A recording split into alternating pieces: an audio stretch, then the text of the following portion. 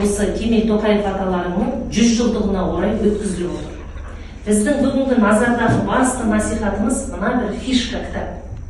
2024 жылы міне биыл шыққан жаңа кітап. Кітаптың іші түгел маржаты осы кітап. Ал енді сөзіміздің басын біздің Әлиепке бастап кетсін. Яғни осы Светлана Смағұлованың Кемел Тоқаев атты аталмыш адам.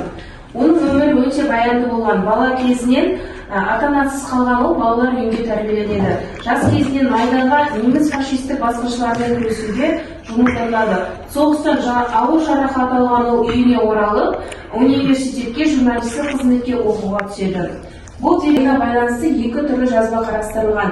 Яғни бірінші жазбада екінші қазан көрсетілсе, екінші жазбада екінші ақпан көрсетілген екен. Сөз кітабында былай деп жазған: әкемнің әңгімелеріне сүйенсек, ол бала кезінде ата-анасының үй шаруашылығына көмектескен және ауыр жұмыстар істеген.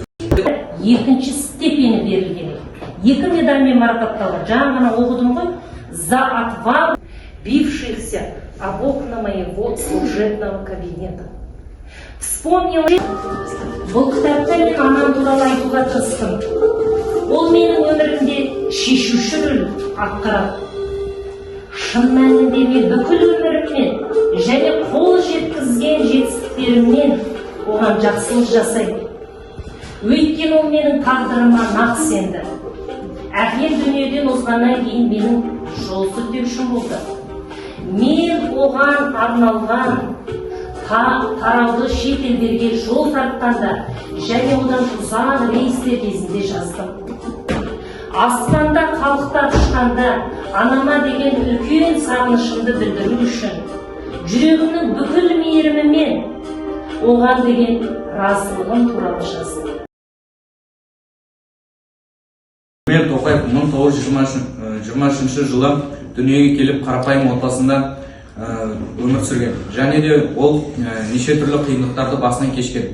Сол арқылы ол неше түрлі көре бастады.